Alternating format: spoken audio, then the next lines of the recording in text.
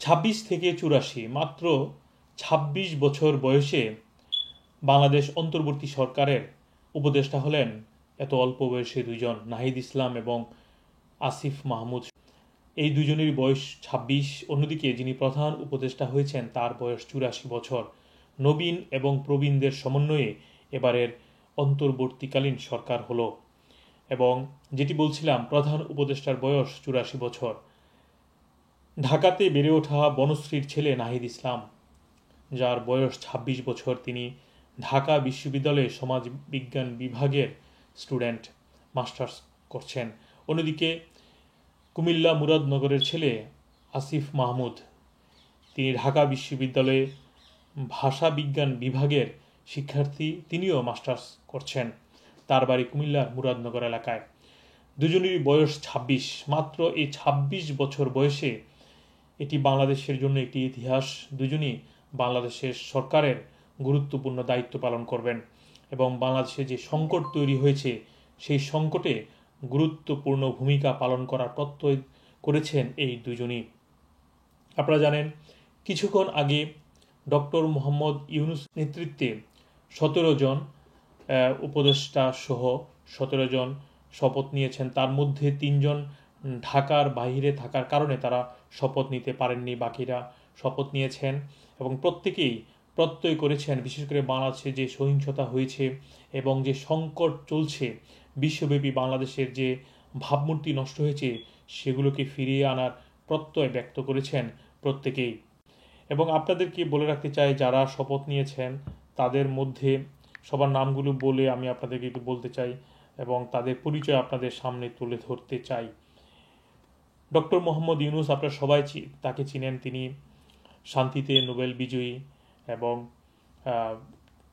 তিনি প্রধান উপদেষ্টা। অন্যদিকে আরও রয়েছেন যে উপদেষ্টা, তারা হচ্ছেন বাংলাদেশ ব্যাংকের সাবেক গভর্নর ডক্টর সালেউদ্দিন আহমেদ, ঢাকা বিশ্ববিদ্যালয়ের আইন বিভাগের অধ্যাপক, লেখক ও রাজনৈতিক বিশ্লেষক ডক্টর আসিফ নজরুল, মানবাধিকার বিষয়ক সংগঠক অধিকারের সাধারণ সম্পাদক আদিলুর রহমান খান, সাবেক অ্যাটর্নি জেনারেল ও তত্ত্বাবধায়ক সরকারের সাবেক উপদেষ্টা এএফ হাসান আরিফ, সাবেক পররাষ্ট্র সচিব তৌহিদ হোসেন, পরিবেশ আইনবিদ সমিতি বেলার প্রধান নির্বাহী সৈয়দা রিজওয়ানা হাসান, ব্রতির প্রধান নির্বাহী শারমিন মুর্শিদ, সাবেক নির্বাচন কমিশনার ও সাবেক তত্ত্বাবধায়ক সরকারের উপদেষ্টা ব্রিগেডিয়ার জেনারেল অবসরপ্রাপ্ত এম সাখাওয়াত হোসেন, শিক্ষাবিদ ও ধর্মীয় ব্যক্তিত্ব ডক্টর আফম খালিদ হোসাইন,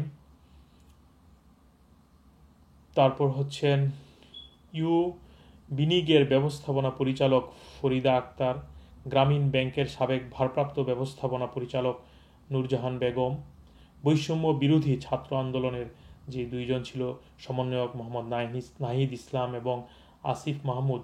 এছাড়াও সাবেক রাষ্ট্রদূত সুপ্রদীপ চাকমা, স্বাস্থ্য বিশেষজ্ঞ অধ্যাপক বিধান রঞ্জন রায়, বীর মুক্তিযোদ্ধা ফারুকী আজম, বীর প্রতীক পরে শপথ নেবেন।